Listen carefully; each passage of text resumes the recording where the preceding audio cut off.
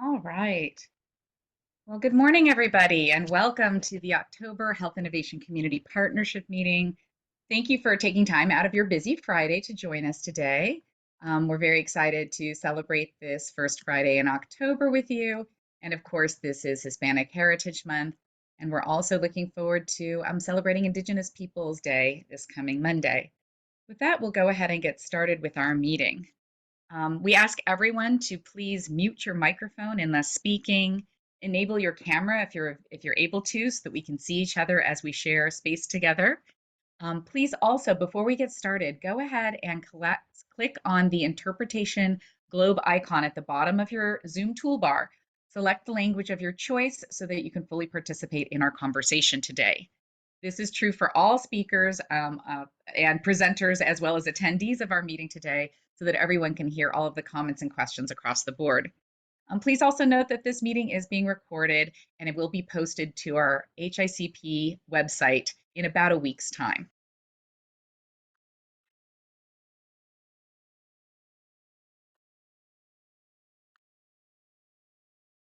Okay, so today is our October HICP meeting. We've kind of already gone over our tech tips for Zoom meetings. Looking forward to having an interactive conversation today. We always love having questions and commentary from our attendees. So please always feel free to raise a hand if you have a question you'd like to pose. And you're also welcome to put any comments or questions in the chat, and they'll be read aloud at the right portion of the meeting. So we want our conversations always to be very interactive and to be driven by participant dialogue. So please do engage our speakers throughout this morning.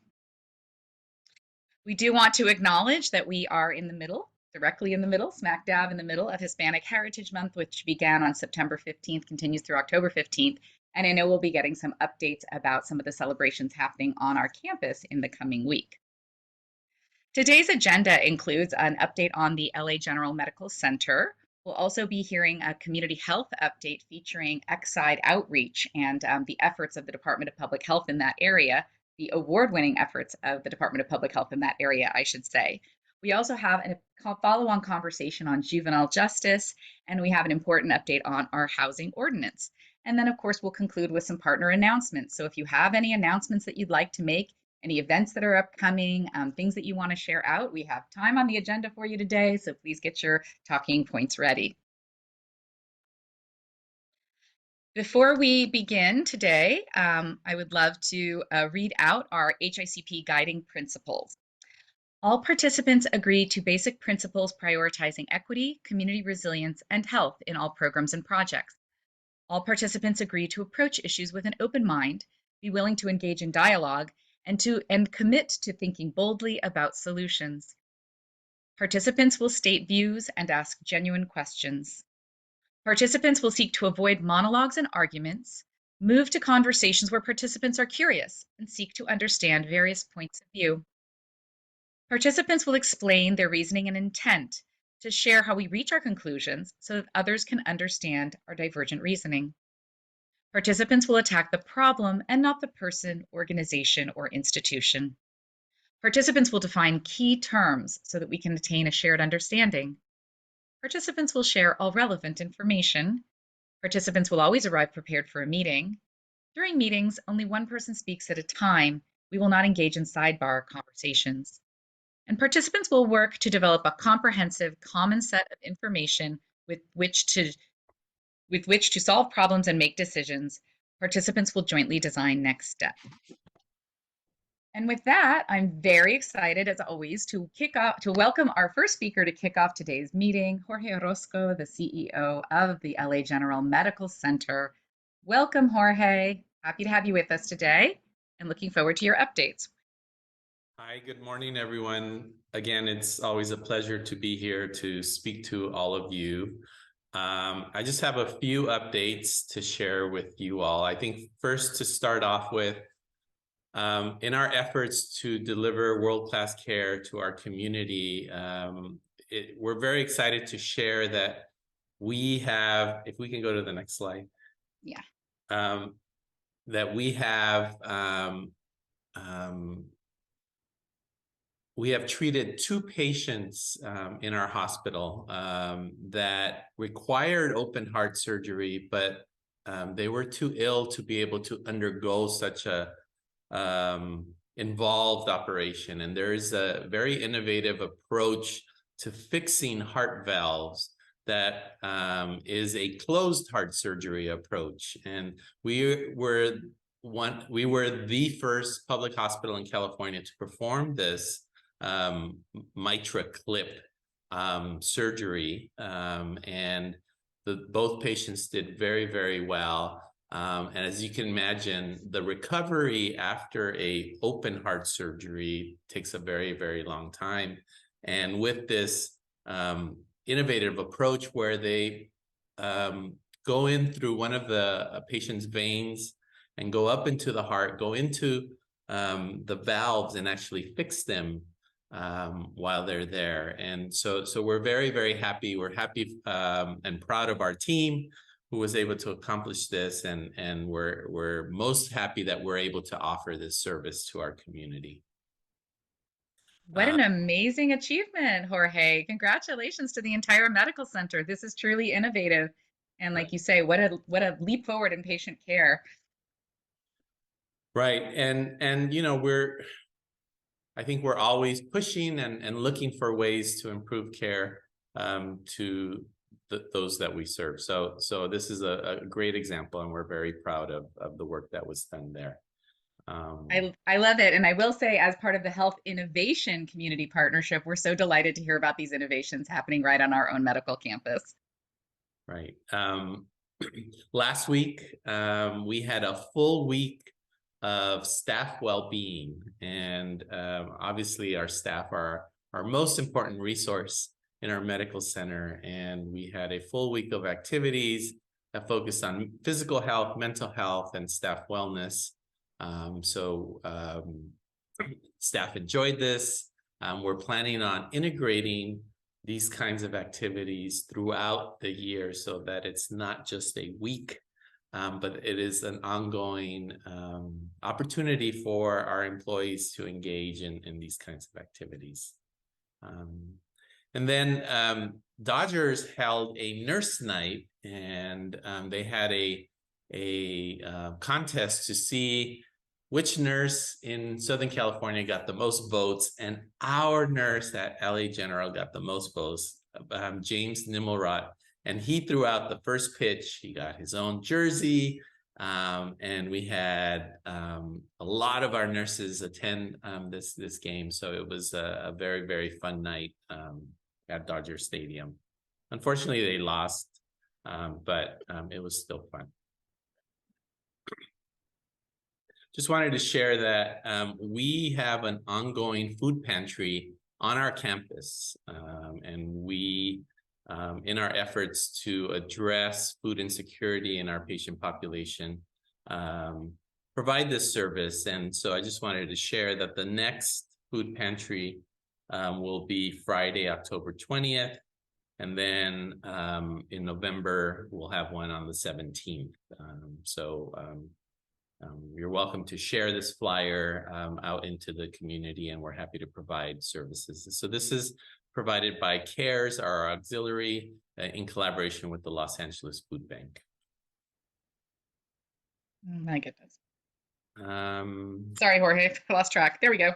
There we go. As part of our celebration of National Hispanic Heritage Month, next week we will have a community fair, health fair, on our campus on Wednesday from 10 a.m. to 2 p.m. So you are all invited to come out and enjoy the informational booths, the food, the music. It will be a fun time. And with that, I'm happy to entertain any questions. Yeah, thank you so much, Jorge, for that wonderful update. Do we have any questions for Jorge about what's happening on the medical center campus or in the larger community as it pertains to the efforts of LA General?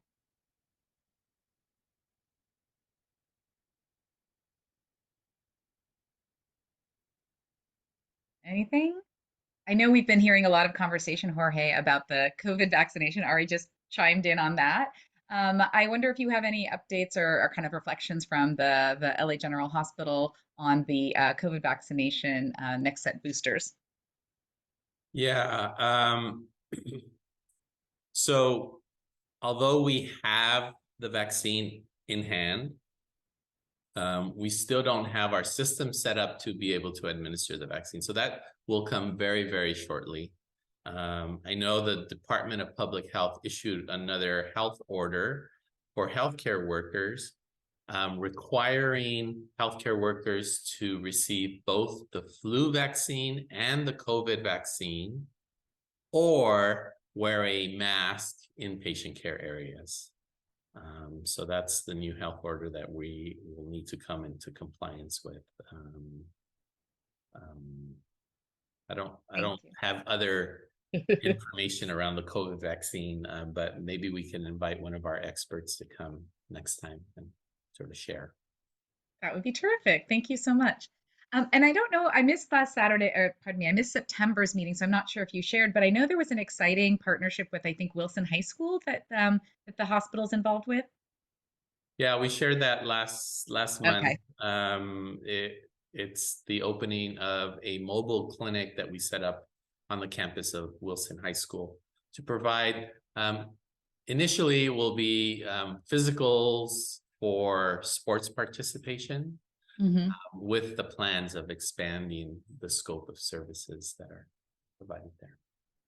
That's very exciting. And I want to reflect back that in 2019, when we did a series of kind of town hall meetings with Jorge at different sites around the community. Wilson High School is one of the schools we went to. And at that time, there was a request for a mobile clinic or a mobile unit or a shuttle to take people from the high school to the hospital. And so I'm just so excited to see this partnership really flourishing, in this post-pandemic time. So that's just wonderful news, Jorge. And then are there any additional questions for Jorge at this time? All right, then I will we'll pivot to Carla because she has a plug she'd like to make. Carla, would you like to speak on the flu vaccine? And thank you so much, Jorge, for your time as always. And we look forward to our updates from you next month. I will keep it very short, but we're really excited that our flu vaccine is available. It's in all of our clinics. We're well stocked with that. We have so much to be grateful for, and it's we're heading into flu season, and we're seeing all the viruses. We're seeing the people sniffles and coughs, and in the urgent care, we're seeing tons of that, and so is the ER and all the clinics. So we are ready. I'd like to encourage everybody to make sure that you get your flu vaccine. So at our October 11th festival on campus, we will be doing flu vaccines for staff and for the patients. And then at our movie night, which you might hear a little bit more about later, we will be having them for the community. So please, everybody, let's keep each other safe and get our flu vaccines. Thank you, Carla. And I just want to call out that Juana's made a comment in the chat that students who are participating in the mobile unit have to make an appointment to receive that physical exam. So I'm sure this partnership continues to grow and develop, but it's very exciting that LA General has a site to be able to directly support the Wilson High School students and their families. All right. Well, next up, we are super excited to continue our conversation around health and wellness in our community. And we have a special presentation today from the LA County Department of Public Health. Janet Scully is joining us to talk about some of the award-winning efforts by the department to address the Exide contamination. So, Janet, we're delighted to have you with us today. Hi, good morning, everyone. Thank you so much, Heather, for the invitation. Really happy to be here. This is not a group I'm super familiar with, so it's sort of fun to get to present to folks I don't normally interact with.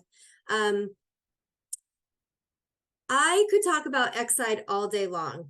I mean, it's really, a lot of you might be familiar with what's happening in Exide, so I'm sorry if this is, repetitive. But there's a lot to talk about, and we have won a couple of awards for our work in the Exide area. I'm going to give just some background information so we're all kind of on the same page, and then I'll talk a little bit about what we're doing in public health. So again, I'm Janet Scully. I work in a newly named office in the department called the Office of Environmental Justice and Climate Health. So we are working on a inaugural strategic plan to really guide our work, but we've been functioning under another name for years called Toxicology and Environmental Assessment. And so now we just have this new name that more properly describes what we do in our office. So next slide. So Exide, it's a battery recycling facility. It started as a smelter that began operation in the 1920s. This kind of gives you a little bit of a timeline. In May of 2000 is when the Exide Corporation took over operations and kind of turned it into more of a battery recycling facility. In like 2008, Exide was ordered to cut production because they were getting lots of complaints from the community. And it really wasn't until April of 2023 that regulators ordered operations to be suspended following a report from the Air Quality Management District that found elevated cancer risk due to the facility's pollutants. So finally, in March of 2015, after lots and lots of advocacy work on the part of the county and attorneys and many others, Exide was finally ordered to shut down. The facility is to be demolished, and a cleanup of the surrounding community was to be conducted after striking a deal with federal officials. So a lot of work has been done since 2015, but that really started is where kind of, the county really got involved, was around closing this facility that was harming, this community. Next slide. So this gives you just a sense of what happened at Exide.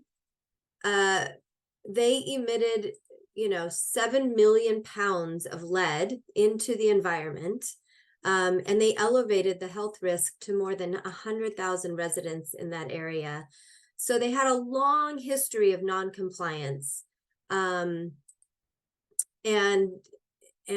criminal violations. And so the state really kind of failed at making sure that Exide was following the rules. They were not a good community partner whatsoever. So we were kind of left with, this legacy of soil and groundwater contamination that extended about 1.7 miles around the facility. Next slide. So this is just kind of a general map of the area. For those of you who aren't familiar, I thought it would be helpful for you to see exactly where this is. You can see the little red dot in the middle indicating where Exide was operating, and then, some of those surrounding communities. They include Vernon, Commerce, Maywood, East LA, Bell, Huntington Park, and parts of Boyle Heights. Next slide. So the Department of Toxic Substances Control is responsible for oversight of the soil testing and cleanup efforts. And I did want to include the phone number. So if you come across residents who live in this area, they don't really realize that they could have contaminated soil, here's a phone number to call DTSC. Or you can visit their website. You can pass this information along to folks that you work with. There are about 20 crews in the field at any one time cleaning up soil in the properties around the area. And they do have a workforce development program where they try to hire directly from the community. And that's a really important effort. It's had its ups and downs, but it's being revamped as we speak. And, you know, we really hope that there'll be more folks from the community doing this work. This is actual cleanup work that they learn to do. And then just to give you, you can stay there, but just to give you a little bit of context around cleanup, DTSC is prioritizing cleanup of homes that have a soil contamination level above 200 parts per million. But the Exide cleanup threshold is actually lower than the federal cleanup level, which is 400 parts per million.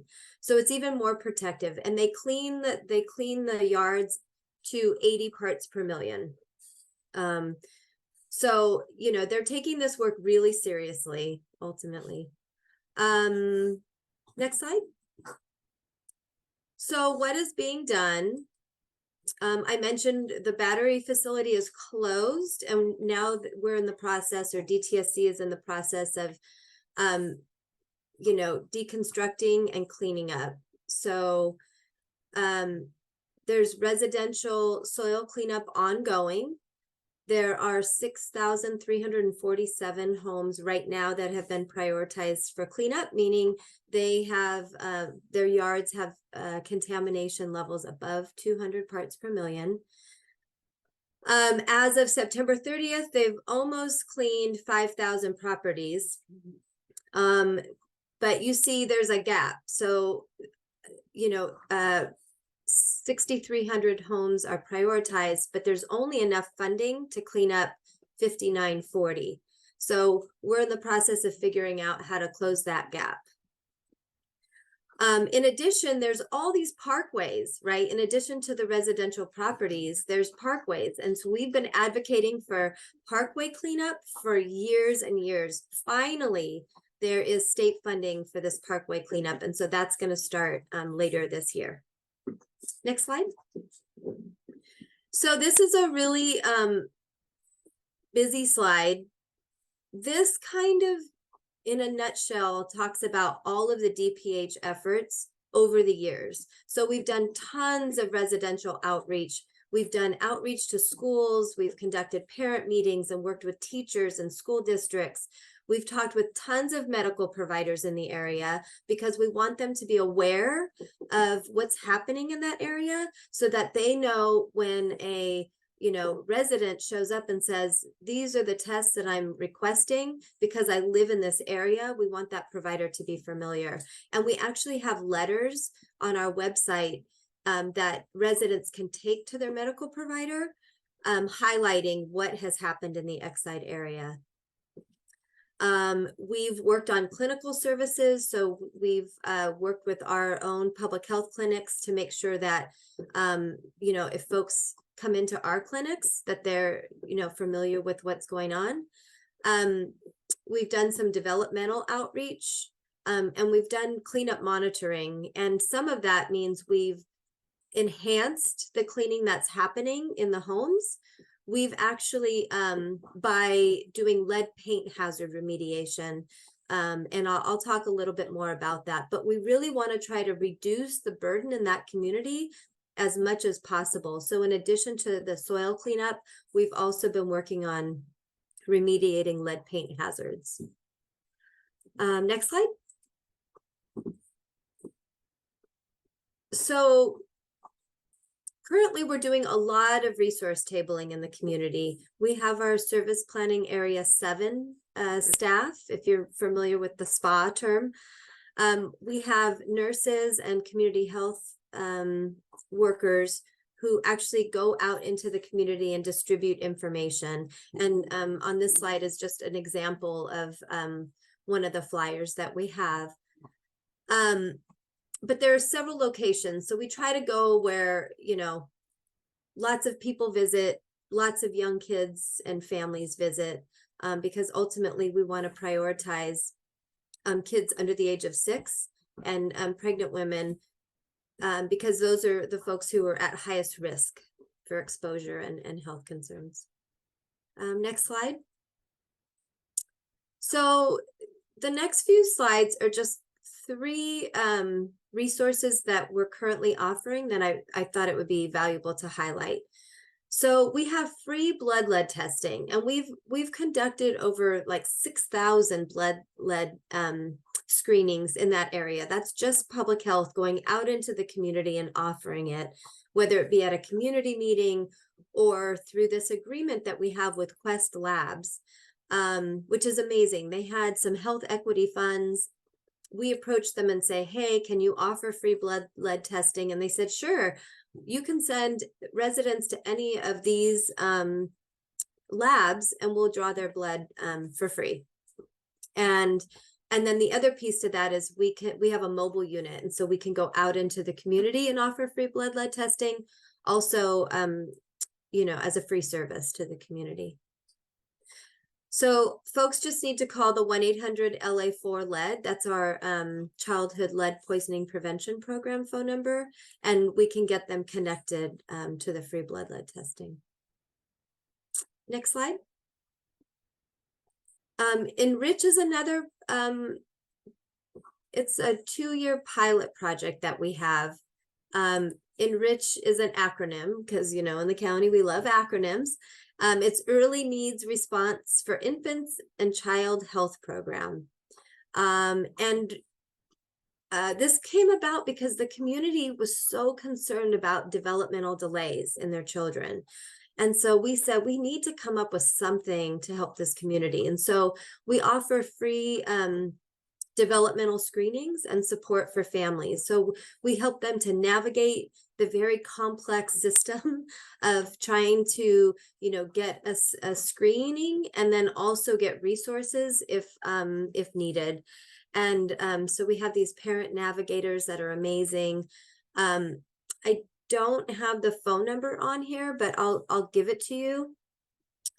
If you need a phone number to call to get more connected to this resource, it's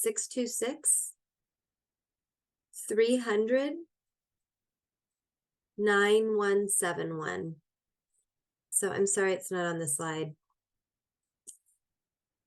And I'll take the next slide.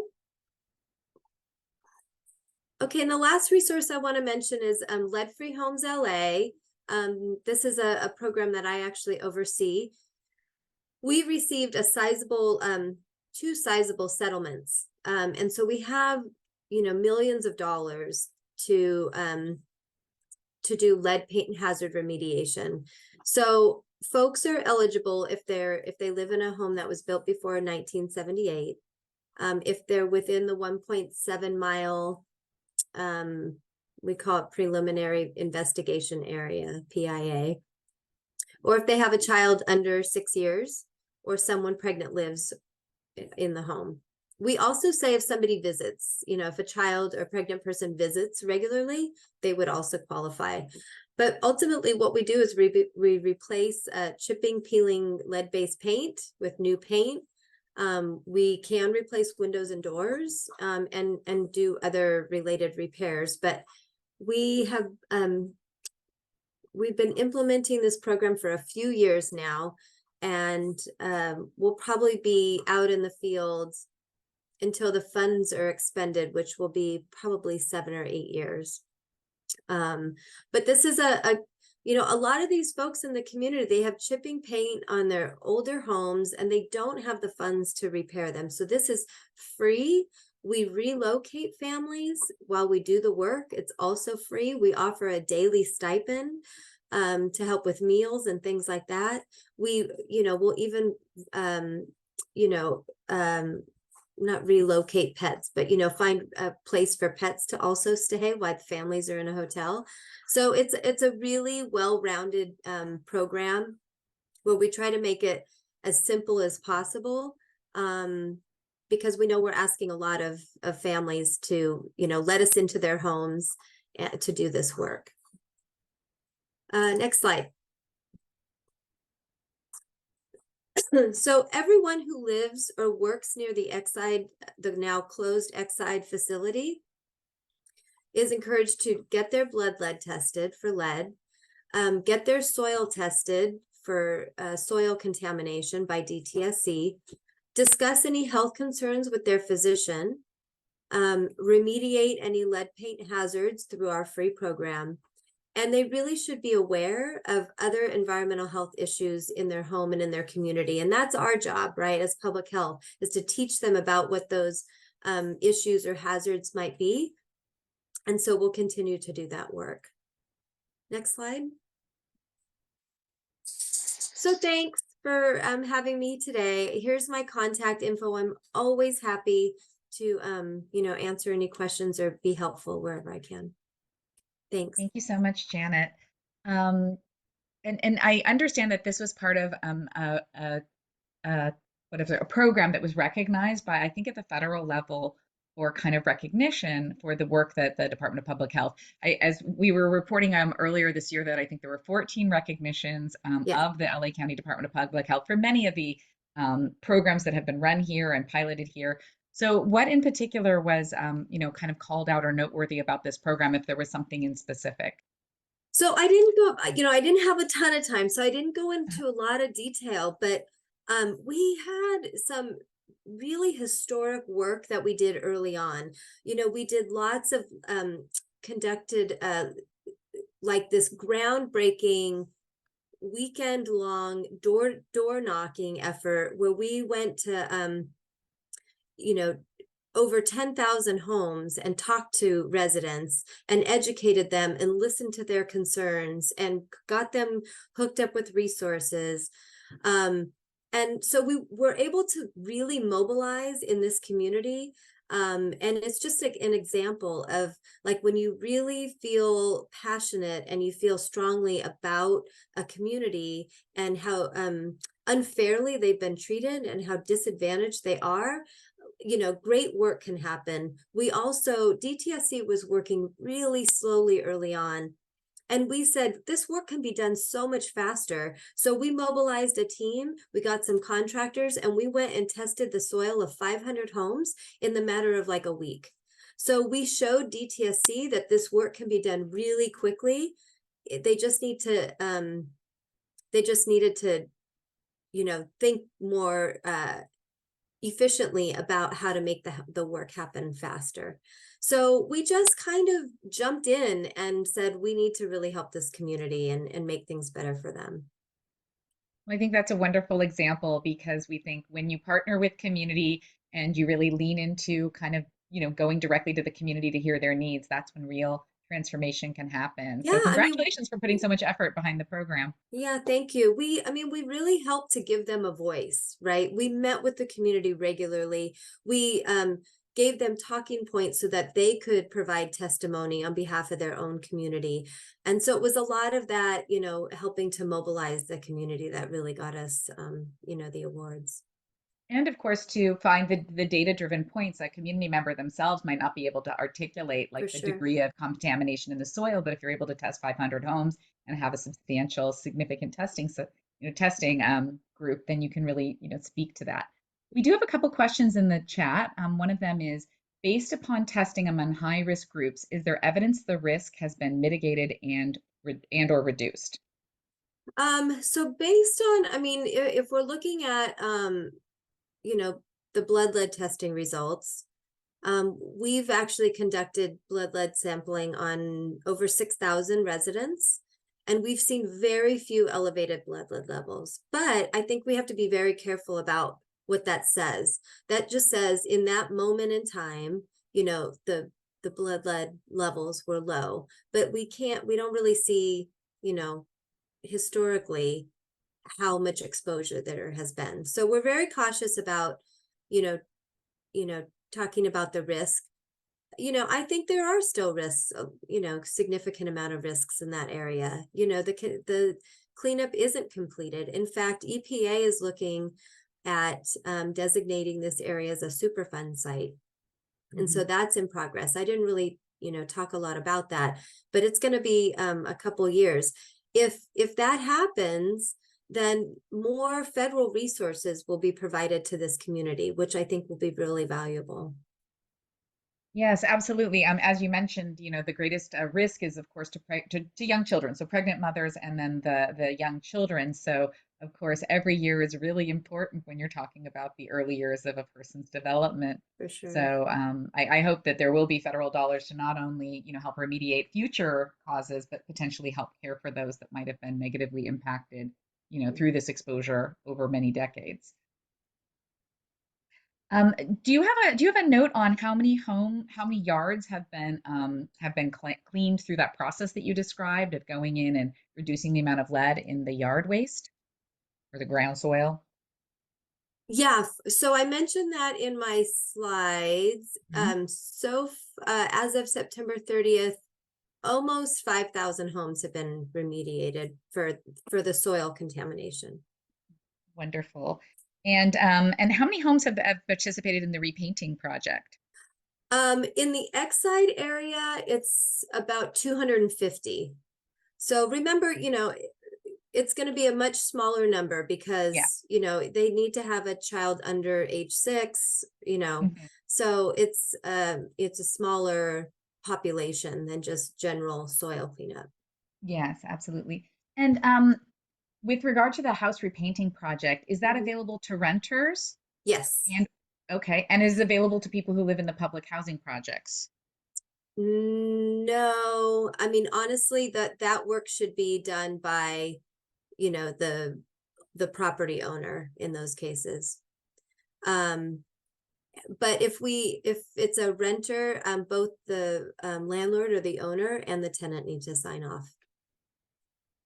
So But we rental. haven't Mhm. we haven't had a situation where the renter wants it and the property owner doesn't. Like if we run into that, we try to convince the property owner, and we've been pretty successful at that.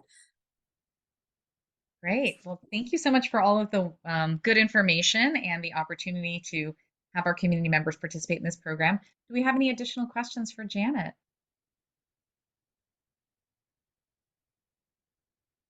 All right. Well, Janet, thank you for joining us today. It's Thank wonderful to you. welcome you to the Health Innovation Community Partnership, and we look forward to future opportunities to hear back from your department. Appreciate it. Thank you. I'm going to stay on for just a few minutes, but then I'm going to hop off at 9:30. Okay, sounds great. Thank Thank you. you. All right. So next up, we're excited to welcome back our colleagues from Supervisor Solis's office and the Juvenile Justice Coordinating Council to continue the conversation we began last month on juvenile justice. And specifically, I think we'll be talking a bit about Central Juvenile Hall. So with that, I will turn the podium over to Esther and to Bakila. Great. Thanks so much, Heather. Let me just check to see if Bakila, are you on? Yes, I am. Morning. Awesome. Thanks so much, Bakila. So just really quickly, I serve as a supervisor, senior justice deputy, been with her for about 3 years. So I handle all of her public safety, agenda. So on the adult and the juvenile side. And then we're really privileged to have Bakila Ochoa join us as well. So he's the deputy director for the Anti-Recidivism Coalition, and he's been the very long time commissioner for the supervisor on the Juvenile Justice Coordinating Council. So I'm just going to start just kind of briefly, give some background context, and then Bakila is here to kind of provide his perspective from a CBO that contracts, with the county and providing services to our incarcerated youth, and also just his perspective as being a commissioner on JJCC. Yes. So, as folks know, the Board of Supervisors really, embrace what we call Care First, Jails Last. And this is both on the adult side and also on the youth side as well. And part of the way that the board has done this is through the creation of DYD. So DYD is a brand new department that came online last year along with the adults, the adult version. So the adult version is JCA, the Justice Care Opportunities Department. And now we have the Department of Youth Development. So we brought on an executive director, David Carroll.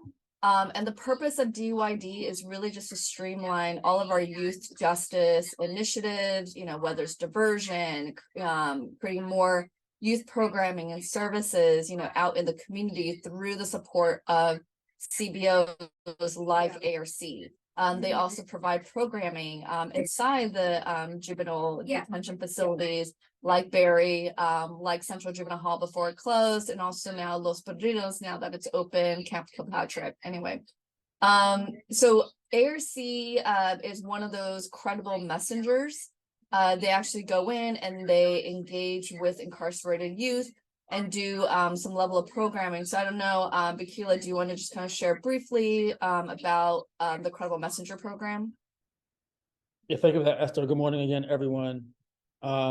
So we at ARC believe that the people who are most impacted by the issues are really sort of the tip of the spear in terms of finding a solution to these problems. And so in terms of our credible messengers, all of our credible messengers are formerly incarcerated men and women. I think pretty much all of them have spent some time in the juvenile system before, unfortunately, spending time in the adult system in CDCR. But we have people who've literally been incarcerated in the very same cells that these young people are now incarcerated throughout LA County.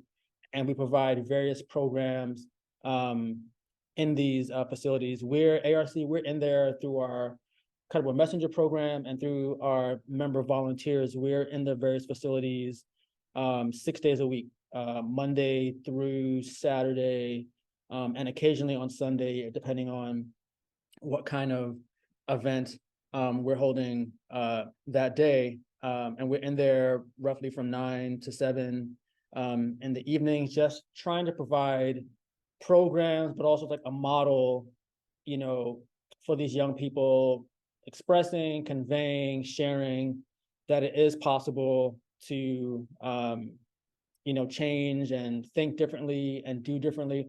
Also, frankly, a lot of our young people who are incarcerated, they've been impacted by the school system. They've been pushed out. Many of our young people in our facilities have been in DCFS, they're dual status young people. And so when we think about, the issues that, contributed to young people ending up in the system, our members have experienced the same thing and are going back in to just provide hope, opportunity for our young men and women who are currently incarcerated, trying to find their way in our communities.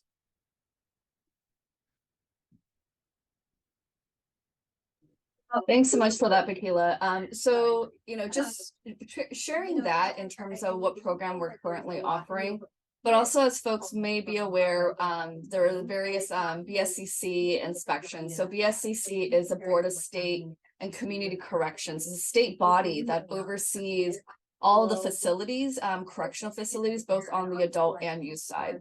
And unfortunately, over the years, the BSCC has conducted, numerous inspections of Barry J. Nydorf, which is up in Silmar, and Central Juvenile Hall, obviously in Supervisor's District. And Central Juvenile Hall specifically has been, found unsuitable. For youth, a lot of the reasons why is due to staffing, lack of programming, youth not being able to, consistently go to school, engage in outdoor programming. The list unfortunately goes on and on and on. And so after, I would say, maybe the second time that the BSCC found Central Juvenile Hall unsuitable, Central Juvenile Hall actually closed for good, this year. And the plan was, and this is what we have instituted now, is that all of the youth that were at Central Juvenile Hall were moved to Los Padrinos. And Los Padrinos has been closed for at least 2 to 3 years before the board decided to reopen that facility to allow for the predisposition youth to go there. Part of the decision as to why they decided to continue to keep Central Juvenile Hall closed and open up Los Padrinos is because Central, as folks may be aware, it's really, really an old facility. It's the oldest facility that we have in terms of juvenile detention facilities. It's been around for 100 years. And so a lot of there's a lot of structural damage, and, obviously the county and the board have consistently tried to, make modifications and improvements. Whereas Los Padrinos, is about 40 years younger than Central. So the move has been made. It's been that way for, I'm going to say, at least a few months. Obviously, we still have the BSCC doing inspections. We also have the Cal DOJ We've entered a settlement agreement, the county entered a settlement agreement with Cal DOJ about some of the concerns that they were seeing inside, the juvenile facilities, very similar to what BSCC has been finding. And the board is taking steps to create, what the DOJ describes as home-like environments. So, improving the settings in which the youth who are incarcerated are in, but obviously, really enhancing the level of programming, consistent, education services and, and whatnot. So, in terms of, I guess the future of Central Juvenile Hall, it is currently closed. So there are no incarcerated youth housed there or incarcerated there. However, and actually it should not come as a surprise because since the 90s, there have been multiple bodies, including the board, including grand juries, that have all recommended that Central Juvenile Hall be closed because of all the factors that I mentioned. We also have various oversight entities that have also recommended that Central Juvenile Hall close, including the Probation Oversight Commission. And probation have also, various probation administrators, including our most recent chief who was appointed on Tuesday, Chief Guillermo Villaraigosa. He also made the recommendation for Central Juvenile Hall to close.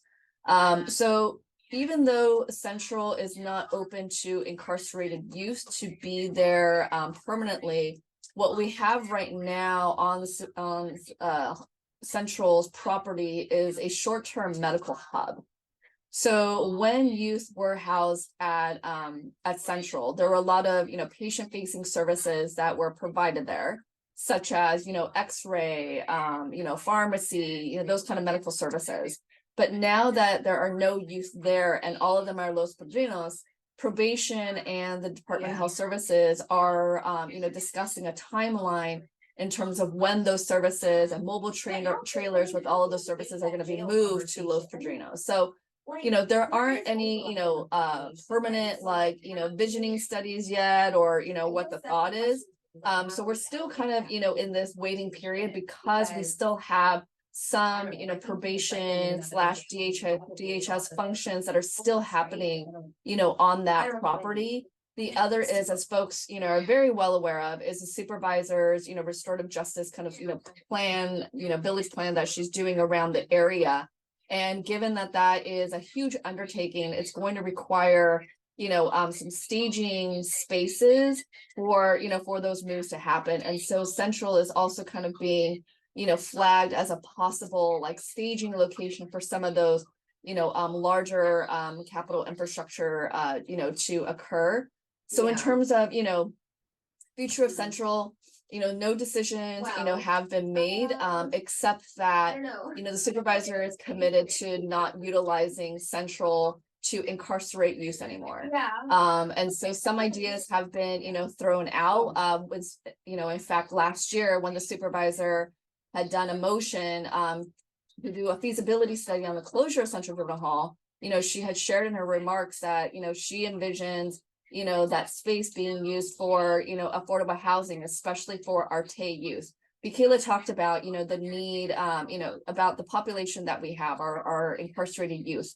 A lot of them are unfortunately really familiar with, our various systems.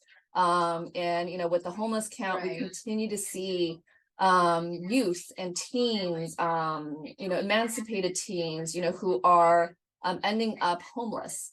And we all know we have a huge, affordable housing, crisis, that, the supervisor is, taking, lead and support with the board and creating more housing. But we also, I know she's also focused on how we, build up assets for our youth who are ending up on our streets, who are not having, access to services and whatever else. So those are things that we are, investing in, the supervisor is investing in, but there aren't any sort of permanent ideas yet for Central Juvenile Hall. I do see a question, but before I go into the questions, I do want to also just ask Akila to kind of share his thoughts on on Central and some of the moves that have been happening over the years. Yeah, thank you for that, Esther. As you mentioned before, the BSCC and the state, they do have jurisdiction and say over which facilities in the county stay open or closed. What I will say is because of the dramatic decline in juvenile arrest over the last 15 to 20 years, Central is one of a handful of facilities that have closed down. Camp Challenger closed down a few years ago. Camp Gonzalez in Malibu closed down a couple of years ago, Camp Miller. And so as we think about alternative ways to support young people who lack resources or who have various traumas, I think the county has rightfully responded by shutting down facilities and diverting those resources elsewhere. I think Central shutting down is actually a huge opportunity for those who live in the district and the surrounding area to really rethink, revision, reimagine, what to do with such a large site. To be clear, the facility was there also, there was an adjacent courthouse attached to Central as well. So really, it's a huge property that I think is an opportunity, to really serve the communities in really valuable ways. Thanks, Bakila. So let me I know I just responded to one question that was asked by Ari. So are there medical and mental health services offered to juvenile detainees? Yes, there are. At all of the facilities, they have, clinics and medical and mental health professionals all in that location. Los Padrinos is a little bit complicated in that some of the services, as I had mentioned, are still at Central. So some of the LP kids are being moved or being escorted, driven over to Central and back. But the idea is that we want all of those patient-facing services to be at Los Padrinos where the youth, are located. In terms of a housing, policy for transgender LGBTQ plus youth, depending on, safety, security, and also on the comfort level of the youth, probation does work in terms of identifying, a specific housing, module for them. For example, we did have a, youth who identified as transgender. And so there was a different module that, that she was in, and she, continued to receive programming and services. If folks are not aware, the supervisor actually put forward a motion, I would say about 2 years ago, in really promoting kind of decarceration efforts for our girls, and our gender expansive youth, largely because these are populations that have polytraumas, sexual traumas, and so forth. And the way that our system works on kind of on the adult and youth side, we, especially the supervisors, really leading on steering away from criminalizing mental health,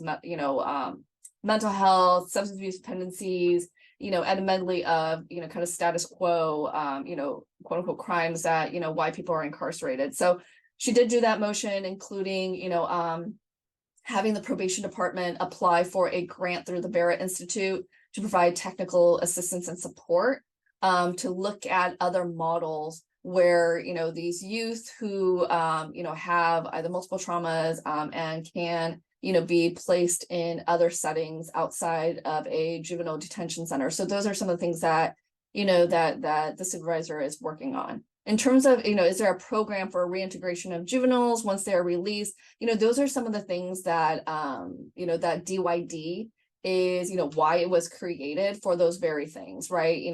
We can release youth out, back to the community. And if they don't have the services or, a consistent kind of, warm handoff, whatever, we're going to end up seeing these youth cycle in and out of our youth system or sadly into our adult system. And those are things that we're trying to avoid. And agree with you, Ari, there are, sometimes home is not the healthiest option. It's not the safest option, well aware. And so this is where the supervisor, and DYD really partners with organizations like, ARC, where Bakila is from. And one of the reasons why I really, appreciate ARC is because, they actually, follow the youth from, when they were in state prisons, DJJ.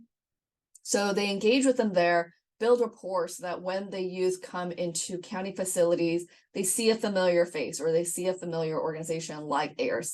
ARC provides programming, like the Credible Messenger piece, but also, they help with reintegration in the community. And I'll ask Bakila to maybe speak on, some of the other programming that ARC offers.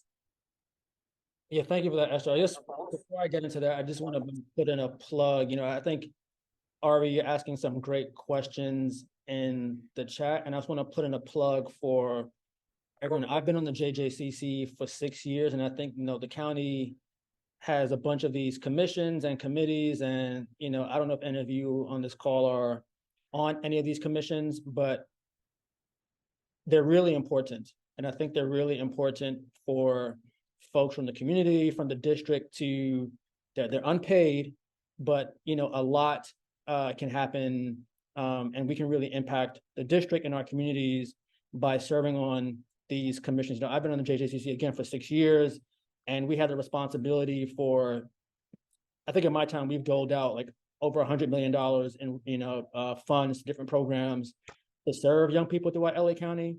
And so if you're invited to, appointed to any commissions, doesn't matter what it is, please, I would encourage you all to accept those appointments. They're really, really important. In terms of housing, the challenge that we face and other providers face as well, young people, when they come back to us from DJJ or probation facilities, many of them will technically have a place to go. The unfortunate situation is that place to go is unsafe, right? And so a young person will say, yes, I can go back to my mother's house, for example, but if I go back, the gangs in the area, it's far from where I want to go to school. It's not a viable place for me to live. And so that's the challenge that we're working with, not just ARC, but other providers as well. It's like how to rapidly stand up housing options so young people have safe and viable places to go to. Obviously, we can do a lot more as a county to invest in these neighborhoods, but until that investment happens, a lot of our young people just don't feel safe going back home. And that's sort of what we have to deal with. ARC is one of a host of organizations that helps provide education services, employment services. We have 4 full-time therapists and a bunch of MSW students providing therapy to young people on site here at ARC. A lot of our young people, unfortunately, because of various diagnoses, misdiagnoses, have maybe a less than healthy relationship with therapy and mental health supports. And so we're trying to do our best to sort of overcome those sort of cultural barriers and really help young people see the value in therapy and therapeutic services. But, young people need everything, and they need a lot of everything. And so I think ARC and a bunch of other organizations, Homeboy, Healing Dialogue and Action, I know I'm forgetting some, we're trying our best to meet as many of these needs as possible. Thanks, Bakila. And then I see another question about do LGBT detainees have access to hormones and HIV treatment meds? If these are the needs of the youth, then yes, there isn't anything that would preclude them from accessing those medical services.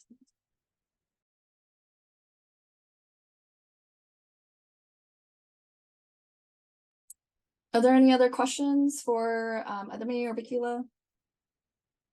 Yeah, thank you so much, Esther and Bakila. I think we've covered the conversation today. Thank you so much for being so responsive and just honest and transparent with the work that's happening here.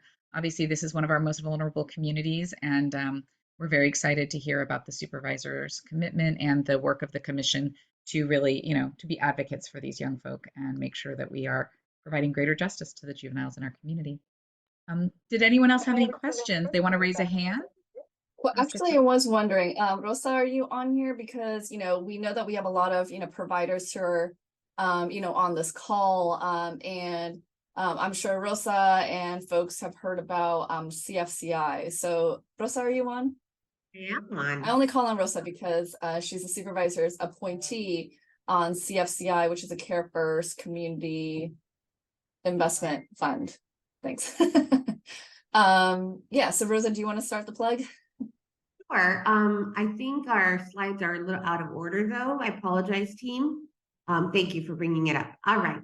So just wanted to make an announcement that the LA County Justice Care and Opportunities Department has opened the third round of Care First Community Investment Fund grants. These are grants that are available for community-based organizations and small providers. We are encouraging everyone to apply who thinks they could qualify. There are $175 million in this round of available funds. And so we are so excited that there's opportunities to serve, again, our most vulnerable populations.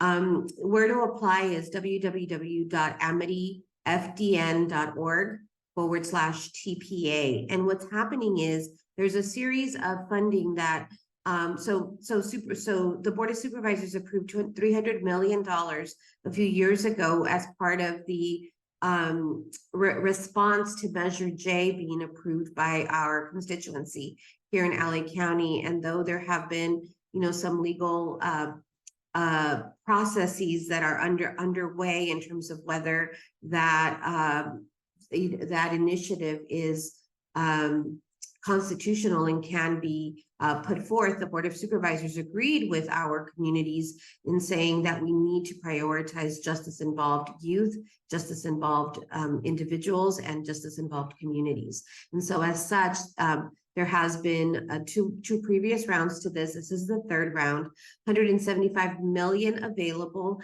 And some of it is additional money is also going through the county, but in particular, Amity Foundation is a third-party provider that is making it a bit easier for nonprofits that may not have all of the qualifications that a county process or master agreement requests to be able to apply for first-time funds. And in looking, and this is, I think, I want Esther to comment on as well.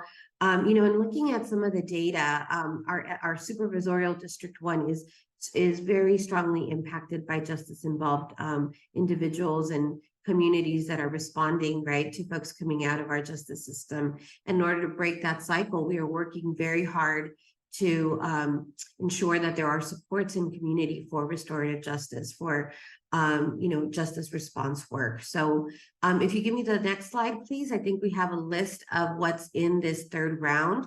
I don't know that this is an exhaustive list. I think this is a representative list of what we saw in there is possible. So if you know of an organization, small, medium, doing really good work, let them know that this is available so that they have enough time to look at the application, to apply. The application is, it's a normal grant application, so it does have a number of sections that need to be completed, but it isn't a rigorous process, much like some county processes. So hoping that we do get a large representation of supervisorial District 1 partners that consider these funds and can apply so that we can better serve our constituency here in supervisorial District 1. Anything else you wanted to add, Esther? Yeah, no, so just wanted to share. So, the way that JCOD kind of identifies, high need areas, right, throughout all of LA County, we have like 10 million residents who, call LA County home. So in the first district, we have, areas of downtown LA or the city of Los Angeles, such as Westlake and obviously Skid Row. The supervisor now represents all of Skid Row, so we know that there is high need, there. We also have El Monte, we have Pomona, and we have Covina. So those four kind of areas have been identified as high need in the first district. So, if you service that, service those areas or know of, organizations who, do the work that in that slide that that Rosa shared in those kind of high need areas, we highly encourage folks to apply. We really want to get our SD1 CBOs, access to, to this funding. We know how important the work that you do, is to the community, our vulnerable, constituents and residents. And so we want to get as many of you, these monies. The other thing that JCOD offers also through CFCI is what we call incubation academies. And so this is really kind of geared towards, our kind of smaller organizations that may have never contracted, with the county. And the Incubation Academy will not only kind of partner a small org with a bigger org that has, this experience, but also could provide, technical assistance and support. And typically, those who graduate out of the Incubation Academy are more likely, to get CFCI funding. So these are, two really, solid, I think, initiatives that we're really encouraging, all of the first district CBOs to apply. And that's all I have. Really appreciating the presentation today, Esther. And as you all know, in this body of Health Innovation Community Partnership, we have a co-design team. So just want to thank Ari Arambula for working with us to put together some of these presentations over the last few months, just making sure that we have a continued conversation related to how we can better respond. Ari, also want to do a shout out to Latino Equality Alliance. I know you guys were in the last round, I think, of this CFCI funding. So, we have had some success with partners applying and having an opportunity to provide services. In the last round, I believe there was approximately $100,000 a year for 3 years in those types of initiatives on average, right? So, it's a significant investment in this kind of opportunity, and that really focuses on our most vulnerable community. So thank you everyone again for looking at the Amity Foundation website and referring folks to apply if you and your organization are unable to apply. All right. And thank you again, Bakila, for joining on Friday morning. Thanks, everyone. Thank you, Bakila. All right, so I'll stay on. Thank you, Heather. Appreciate you bringing up that next slide. I wanted to also give an update on behalf of Supervisorial District 1 office. Supervisor Solis's team wanted to make sure that our Health Innovation Community Partnership was made aware that we are still under review for the General Hospital West Campus request for proposal. You all know this was a process that was started in the early summer. So if I can have the next slide. They are still in the process, deep in the process, but the timing of when things will start becoming public is in between our 2 meetings. So Wakaz is on. Hi, Wakaz, great to see you and see you back. And Guadalupe Duran Medina was also here. So really great representation from the Supervisorial District 1 office. And so the update is due to legal constraints related to our county process on the selection of the developer for General Hospital West Campus, there will not be an update in today's meeting from the DEO's office. Normally we have those from time to time, but there will be an upcoming public update that folks can participate in, and that will be at the Economic Development Cluster meeting, October 19th at 9 a.m. I see you wanting to respond to Wakaz. Please go ahead. Good morning, Rosa. So good to see you and so many other HICP members. I am very honored to be back with Supervisor Solis's office starting Monday this week, formally. So glad to be back and look forward to joining these meetings more regularly now. Thank you for highlighting this, Rosa, as all HICP members. And, we have worked very well together for a number of years now, and we are reaching this very critical milestone in terms of selecting a developer, part of the proposals that were received, as you mentioned earlier in the summer. So that process has come to a head where some form of a recommended agreement, exclusive negotiated agreement, will be presented at the board, targeted for November 7th. And prior to that November 7th board action, There is going to be a debrief about the RFP and highlights of what the proposal had in there. And so highly encourage everybody who is able to join the EDPC. That's what we call Economic Development Policy Cluster Meeting. That's on October 19th at 9 a.m.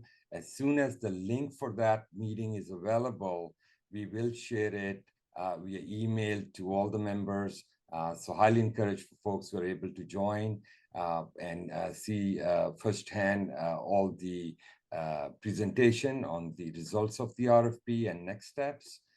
So appreciate highlighting that during the meeting today. We would have brought it to the HICP and provided that presentation, but the constraint was the legal constraint in terms of the RFP process and the next step. So we still want everybody to have a preview of what is going to be presented on November 7th. So again, if folks are able to join, we'll share the link. Thank you so much, Rosa and Heather. Thank you so much, Waqas. Really appreciating the thoughtfulness of your office to make sure that we update HICP during this meeting. We will also send out an email to folks. But again, an important time, it is via Zoom. So please join us. There is a question from Ari Waqas regarding whether there's an opportunity to add now East Lake Juvenile Facility. I don't know if you were on when we started talking about just the transfer, and you're aware, of course, because you're part of this opportunity and group. So we're trying to figure out, is it possible to add this to that master sort of development plan that is happening around our campus? So great question, Ari, and you read our mind. We want to leverage any opportunities. Obviously, my colleague Esther is here, who's presented earlier on probation camps, and there are certain legal requirements and other discussions with the BSSC and other entities that relates to that matter. But we certainly like to leverage the CJ property, and that would be part of the exclusive negotiating agreement. At a minimum, the facility could help us to move certain offices and services while the redevelopment takes place under phases, what that development strategy would be, what else the schedule for that looks like. We are not privy to that information either yet, so that all makes public on October 19th. But yes, any surrounding available county property or parcels that could be leveraged, we certainly would consider them in the mix.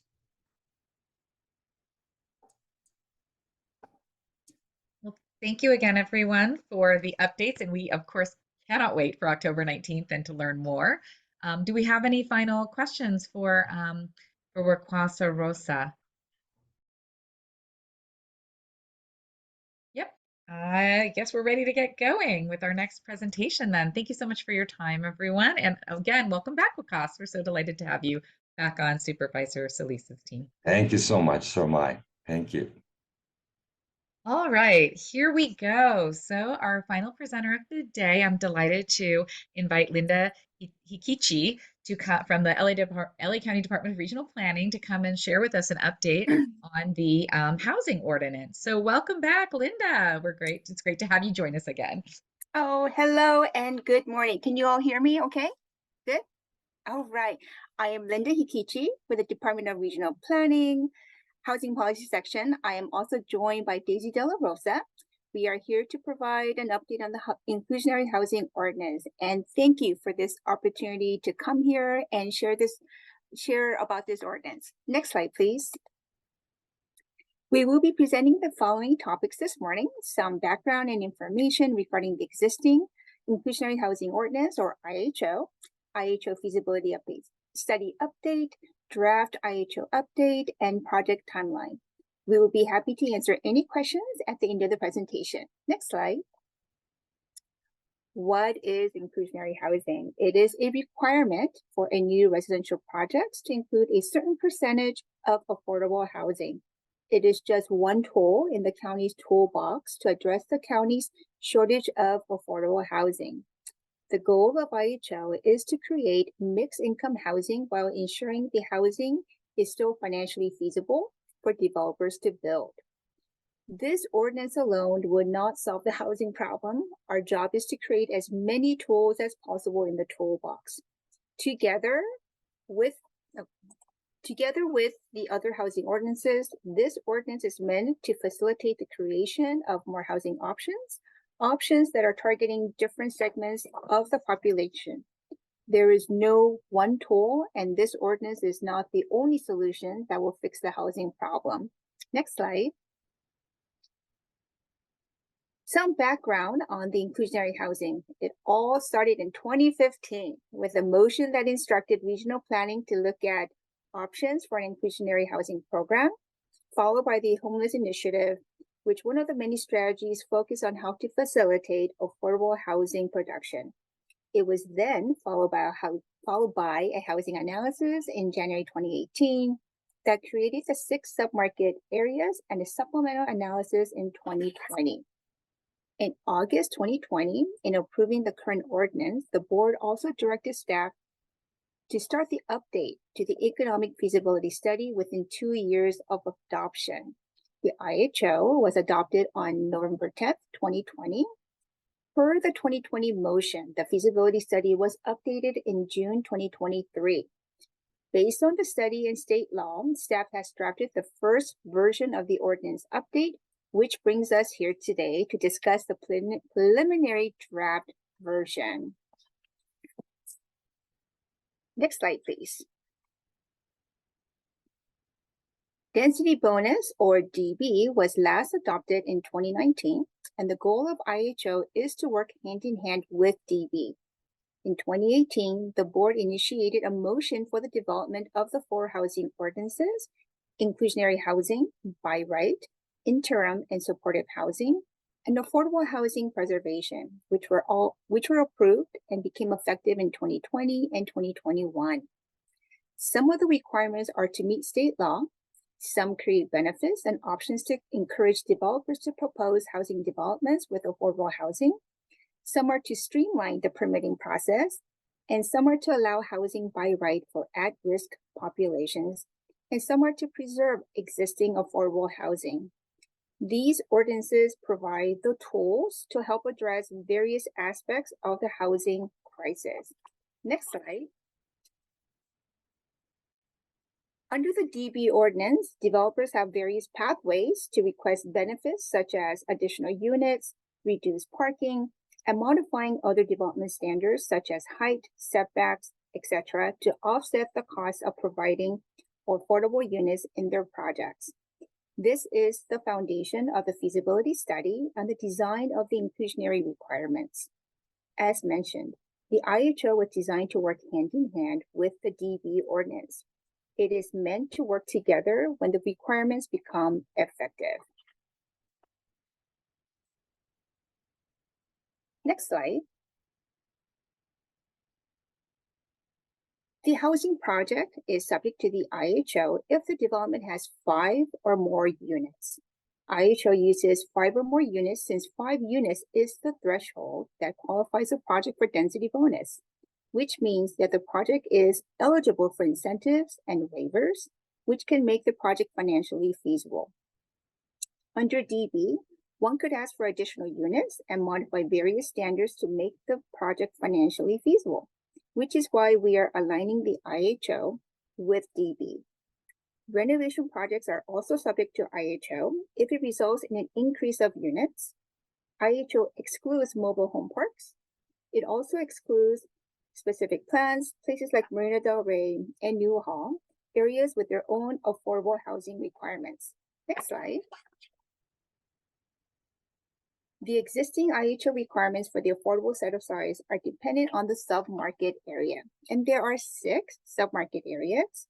It is also dependent on the product type, rental versus for sale condo, or for sale single family subdivision. The set-asides vary depending on the project size. Projects with 15 units or less are considered small. The set-aside percentages vary from 5% to 20%.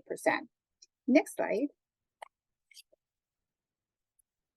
Before I provide more details about how the three factors determine the different set-aside requirements in the current ordinance in comparison to the proposed ordinance, I want to talk about another component in the update based on the housing element law, the state mandated inclusionary zoning requirement. In the housing element law, there are certain parcels subject to the state mandated inclusionary.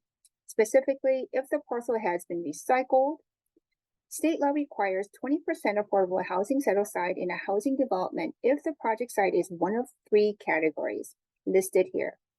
This is all related to the site being specifically identified in the housing element. Not every lot is identified to accommodate for lower income RHNA. Development on these specific parcels would need to include units for the lower income. This will result in having 20% of the development be income restricted for lower income. Thus, this project also includes an amendment to Title 22, Planning and Zoning, codifying a state mandated inclusionary zoning policy for certain parcels included in the housing element if it meets the criteria as listed here. Next slide. County is subject to the housing element law requirement. This is state law. This is an example of what the map looks like when with the parcels that have been identified in the housing element sites inventory and rezoning program. This map looks like a checkerboard. Some parcels are subject to the state's mandated inclusionary and some parcels are not. If the parcel is included in the housing element and meets one of the criteria mentioned, state law requires 20% affordable housing set aside for lower income households. This requirement applies to both rental and for sale housing developments. The 20% is to ensure that portion of the future housing is indeed going to be for lower income households. The IHO goal is to harmonize with what is required per state law to make it more uniform.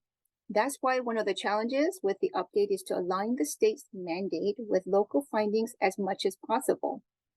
The interaction between the state and local inclusionary is that if the feasibility study supports the 20% lower income set aside in the submarket, then align the local set aside with the state set aside and have the requirements be applied to all the lots in the submarket.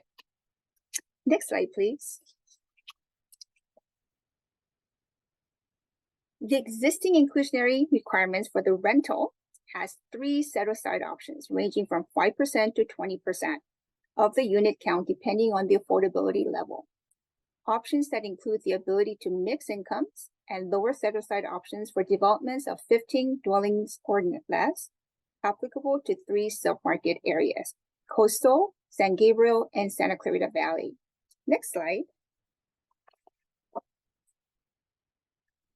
As for the proposed inclusionary work requirements for rental housing developments, a 20% set aside at 80% AMI or less will be required in these submarket areas: Coastal, South LA, East LA Gateway, San Gabriel Valley, and Santa Clarita. Also, a 20% set aside at 80% AMI will apply to selected parcels in the South LA submarket area if it meets the criteria in the housing element law. Antelope Valley is not listed as a local study does not support an inclusionary requirement.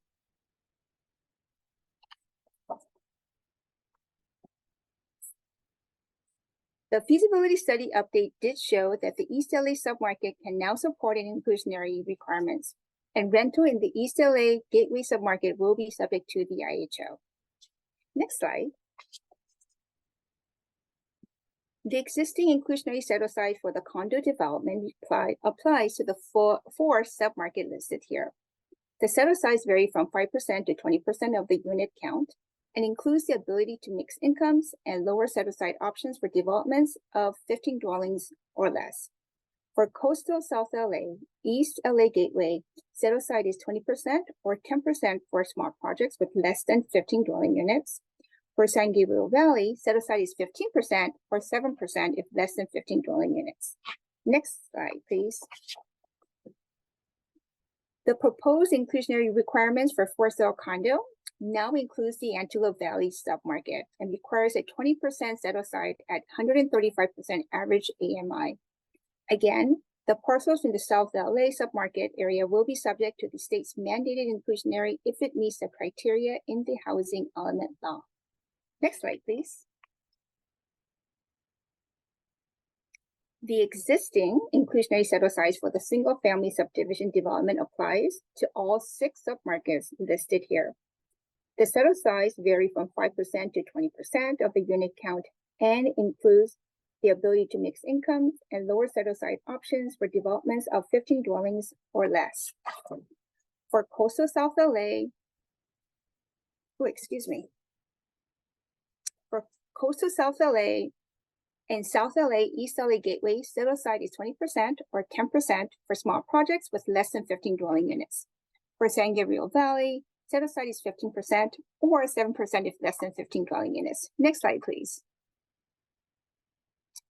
The proposed inclusionary requirements for sale single-family subdivision now only applies to the San Gabriel Valley and Santa Clarita Valley submarkets and requires a 20% set-aside at 135% average AMI.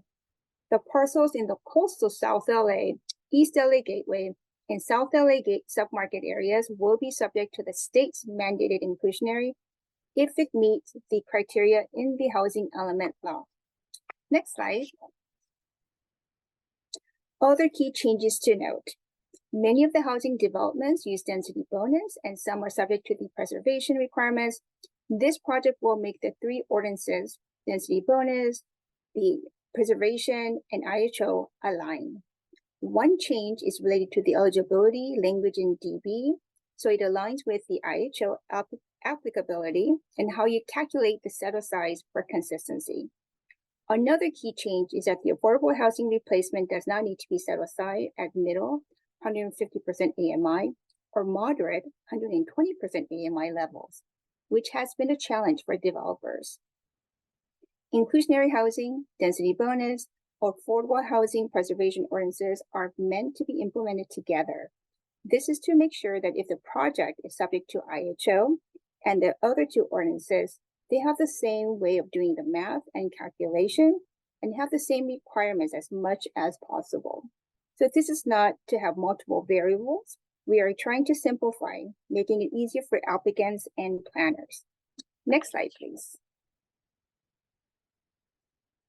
Regarding location, we are adding language to clarify, and this is not new policy, but making it more clear. As for the affordability duration, we are aligning the 3 ordinances to require a 99-year duration across the board for rental income restricted units, unless a project is subject to the supportive housing streamlining or financed by tax credits. Next slide. Other key changes include eligible buyer for sale set-aside units that will allow the initial sale to qualified nonprofit. In all 3 ordinances, occupants of the income restricted units must have the same access to common entrances, areas, and amenities as the market rate units, and the income restricted units shall not be isolated to a specific floor or an area on a specific floor. In addition, requirements include comparability between the finishes of set-aside and non-set-aside units. Next slide. In all 3 ordinances, changes include the timing for the certificate of occupancy and covenant recordation. Now, covenants need to be recorded prior to final map clearance for subdivision and prior to building permit for non-subdivision. Next slide. As for the timeline, the preliminary draft ordinance is now available. The public hearing draft will be available starting on November 9th, 2023, and the RPC, Regional Planning Commission, is scheduled for December 13, 2023. Next slide. Information on the inclusionary and the feasibility study updates are available on the departmental website. Please note that the Regional Planning, or DRP, has a new website, same URL, planning.lacounty.gov, but with an updated look. Next slide. Click on our work, which is circled in red, and go to housing. Then on the right-hand side, click on the inclusionary housing box highlighted in yellow. Next slide. The preliminary draft, feasibility update, existing ordinance, and other documents related to the IHO can be found on this page. This was organized a little differently from last time I was here, so hopefully it's better organized so that you have easy accessing the documents. Next slide. That concludes our presentation. Thank you, and we are available for questions. Great. Thank you so much, Linda. We do have a couple questions in the chat for you. So the first question from Ari, you mentioned various types of housing units, including ADUs and apartments. Has the county considered building taller housing facilities for low and very low income households, such as a 5 or 10-story building, as a way of building more housing on available land? So as you know, the county is not in the business of construction or we don't build. It all depends on the developers. And there are many ways to build or exceed the maximum height. So by going the density bonus route, you could get incentives and waivers to exceed or modify the height standard. So you can build higher. You just have to provide the justification for it. Why are you building it higher? Well, to provide additional units, for example. So again, the county, we're not in the business of building. We're, especially regional planning, we're the permitting agency. So it is up to the developers to provide their or propose their project high as they want, as long as they meet the standards or they request for modifications. And would you say that there are barriers to building taller buildings or actually incentives to building taller buildings? We have many incentives and waivers. So the reason why we align the IHO with density bonus is, as you know, the minimum to qualify for density bonus, where you can ask for the incentives and the waivers to modify the standards, is 5 units.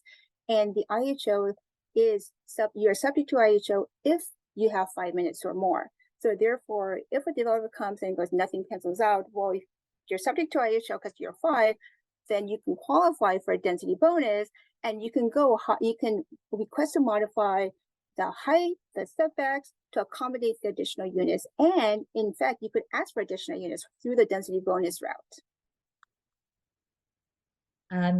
Thank you. And then the next question is, which law is the state mandated inclusionary housing law? What is the number of the state law? It is 13. Oh, hold on. Give me 1 second. There's so many laws right here. I don't want to give you the wrong one. So it is AB 1397. AB 1397. And okay, that's thank the one, exactly. That's the one for the housing element law where we have to codify the 20%. Yes, AB 1397. Perfect. And then another question, does the IH program allow in lieu of payments that would allow developers to buy their way out of building very low and low income housing in their project? No, there are some jurisdictions and throughout in California as well where they do offer that. County does not, because there are, I guess there are examples where they do buy, they're trying to buy out by providing, and the in-lieu fee usually is not enough to build the units. So in our case, we don't have that option. There is an offsite option. So for whatever reason, your lot that you have, you're not able to accommodate all the units, which is understandable, then you can do offsite, but those have also criteria as well. You have to be so many miles within the project site for the offsite, but no in-lieu fees. Okay, thank you. And then next up, does the county require or ask incorporated cities within the county to align to the county policy re-affordable housing? How does that work with the various incorporated cities within the county? So for the county, we have jurisdiction over the unincorporated area. So as you know, there are 80 cities within LA County. So 80 cities have they're within their own jurisdiction.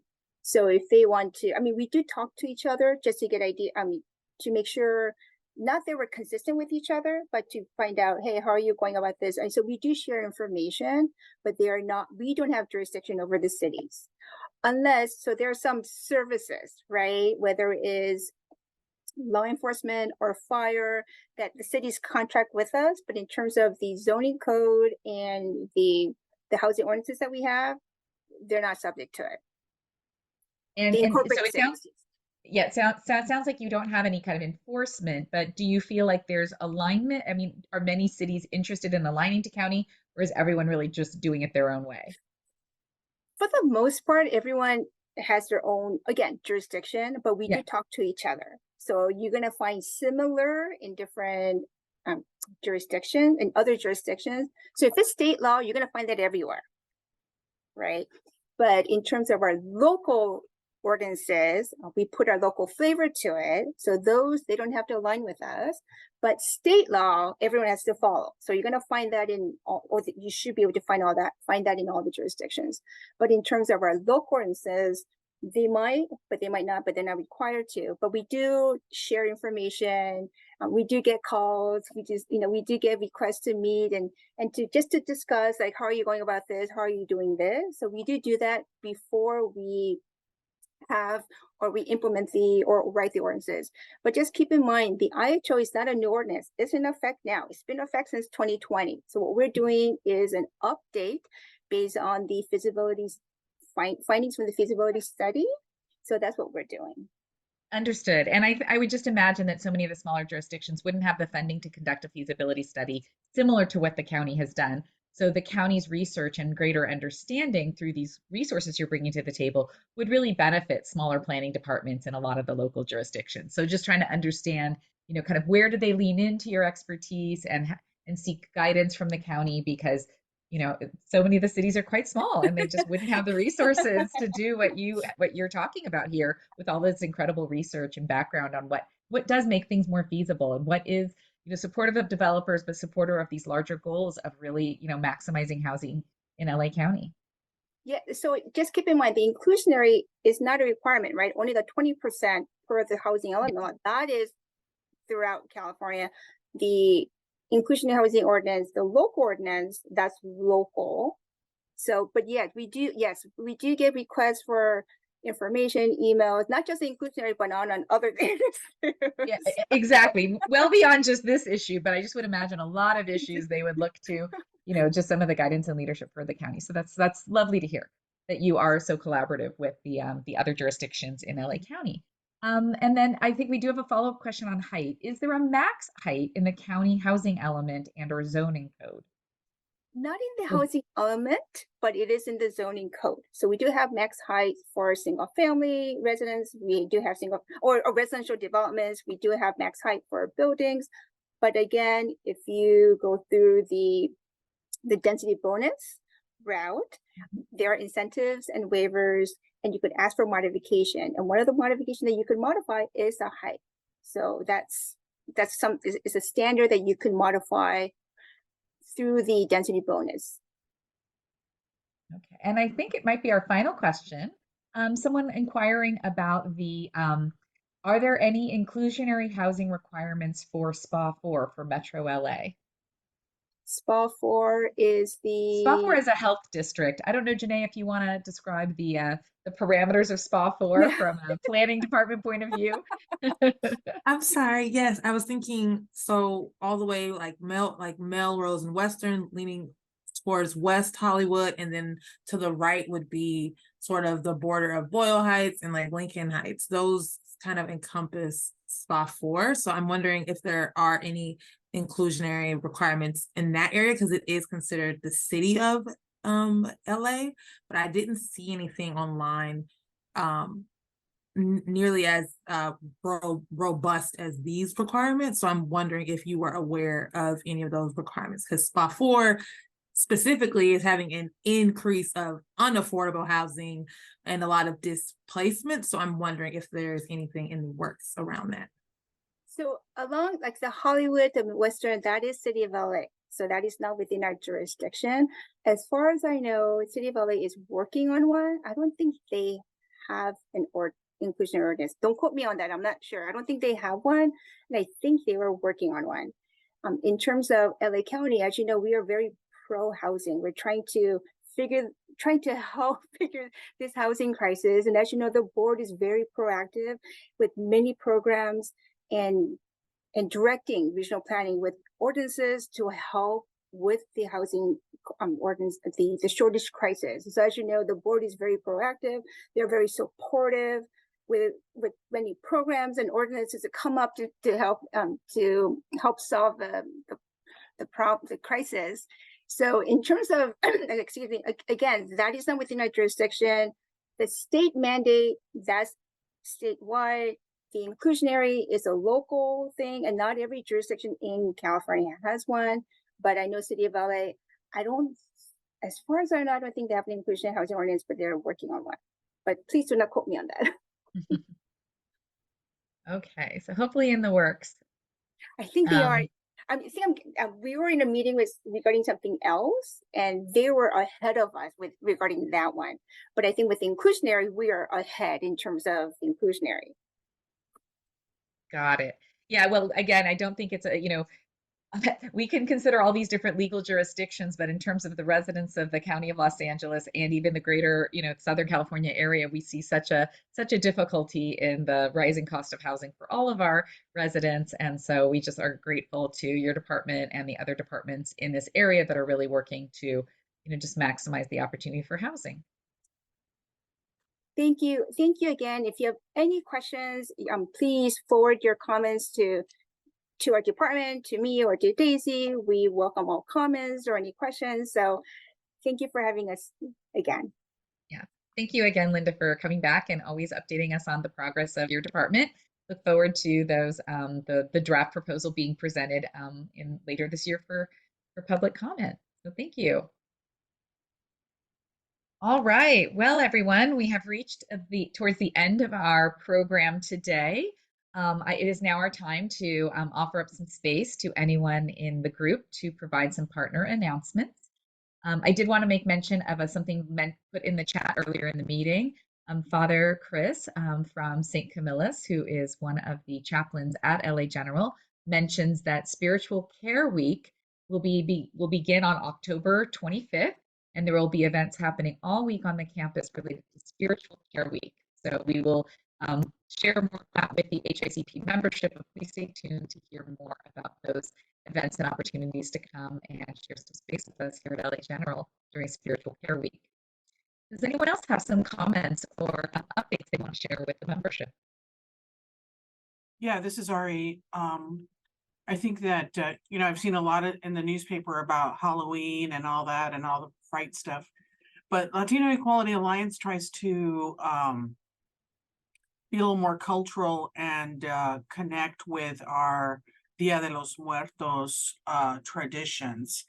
And I really like this event because for us, it is an opportunity not just to have an LGBTQ safe space, but a place where we invite our allies, community at large.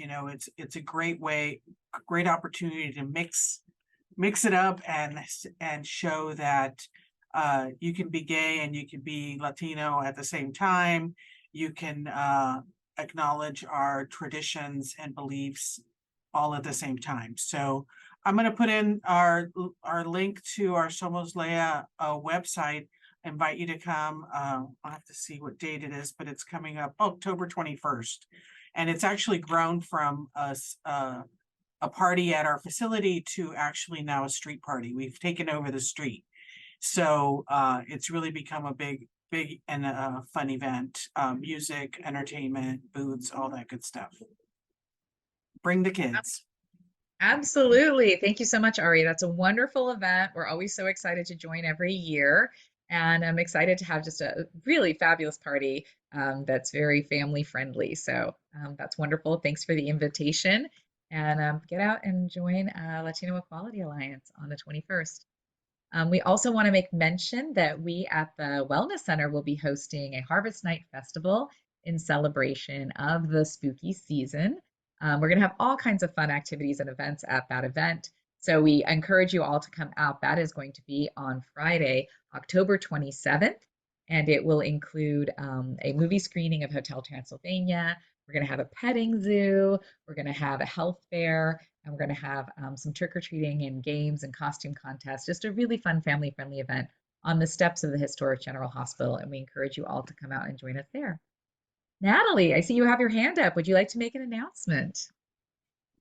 Yeah, I guess tagging along to the festivities. Self Graphics is starting our Day of the Dead season tomorrow. So if you want to join us for our community art workshops, you can learn to make paper flowers, papel picado, and it's going to be hosted at the East LA Library every Saturday in October from 12 to 3. And we're still pending our announcement for our celebration, but please stay tuned on our social media so you can hear all about all of our Dia de los Muertos happenings. Fantastic. Thank you so much, Natalie. Do we have additional events, opportunities, and fun stuff that we want to let the membership know about today?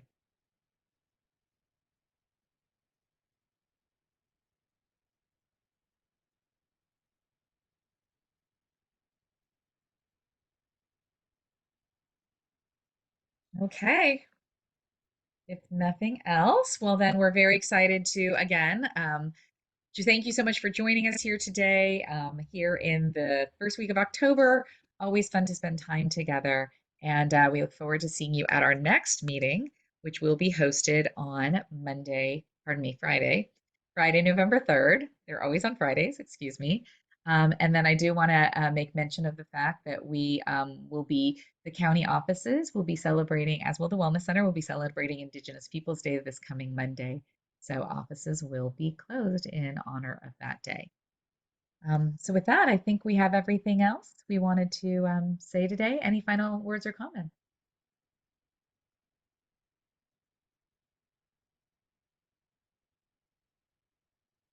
Ooh, we have a question from Ashley about the in-person meeting being scheduled. Great question, Ashley. We have been in conversations about that, wanting to relaunch our in-person opportunity to come together as a Health Innovation Community Partnership. Rosa, I don't know if we have any updates on that at this time.